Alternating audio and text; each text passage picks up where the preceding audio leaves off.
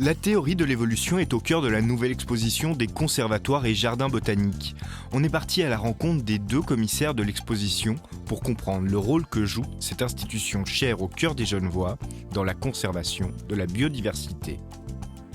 Premier arrêt de notre périple, cette grande structure et les 200 noms qui y sont inscrits. Car le fait de nommer une espèce a une importance considérable. Tant qu'elles ne sont pas nommées, c'est comme si elles n'existaient pas.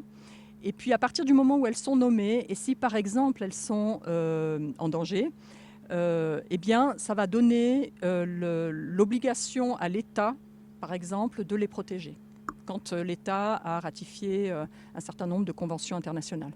Donc finalement, ça leur donne un statut juridique qui est extrêmement important. Les noms donnés aux espèces sont en latin et composés de deux parties, le nom de genre et le nom d'espèce. Le fait d'avoir cette référence et cette même façon de nommer les espèces permet justement d'en parler, y compris entre langues différentes et entre pays différents. Parmi les 220 espèces citées, 180 ont été nommées par les scientifiques des conservatoires et jardins botaniques depuis l'année 2000. Les 40 autres rendent hommage à des chercheurs de l'institution. Dipsis gautieri, donc là, gautieri, donc cette espèce a été dédiée à Laurent Gautier, qui est un spécialiste des sapotacées. Et là, vous en avez un autre, Schotantia calcicola, où cette fois-ci, c'est le nom de genre qui a été donné en hommage à Alain Chotan, qui est un spécialiste des Gesneriaceae. L'exposition nous offre aussi une vision plus large de l'évolution de la biodiversité. Sur ce mur, un arbre phylogénétique. On y voit une frise temporelle qui part du début de la vie sur Terre il y a 4,3 milliards d'années. À l'autre extrémité, le présent.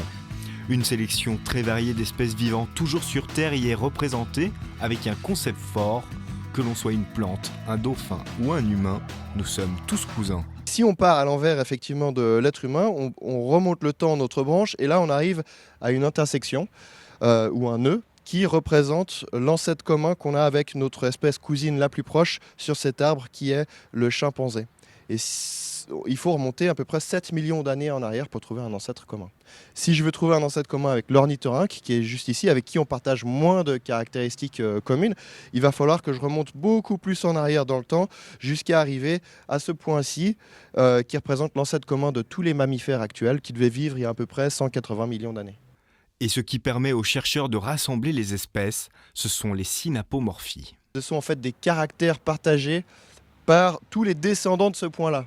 Donc si on revient par ici sur nos mammifères par exemple, on voit que la plupart des mammifères, sauf l'ornithorynque, descendent de ce point numéro 31. Et si on regarde la légende du point 31, c'est en fait le placenta, l'apparition du placenta, qui est unique à tous les descendants de cette branche-là en fait. Mais alors comment savoir à quel moment dans l'histoire ces synapomorphies se sont développées ? La réponse nous est donnée par des fossiles dans cet autre arbre phylogénétique. En trouvant les bons fossiles dans certaines strates, où on arrive à dater de manière assez précise à quelle période vivait cet être vivant, ça va nous permettre d'étalonner notre arbre et de trouver des points bien précis dans le temps, où on sait que par exemple la divergence entre les plantes à fleurs et les gymnospermes, ça se passe à ce moment-là dans le temps, et pas plus tôt ou pas plus tard. Toutes ces représentations nous permettent de mieux comprendre la biodiversité.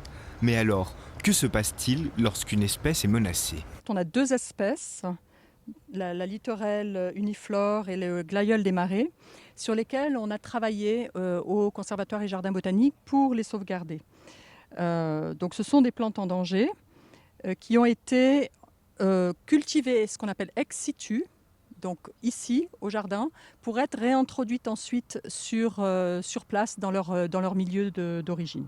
Le but, c'est vraiment d'essayer de protéger un maximum les espèces, mais surtout aussi les milieux dans lesquels ils sont, pour garder vivant, on va dire, l'ensemble des interactions entre espèces qu'il y a dans un milieu et qui est extrêmement importante, qui sont extrêmement importantes pour la survie des espèces. Un travail minutieux réalisé par les équipes des conservatoires et jardins botaniques.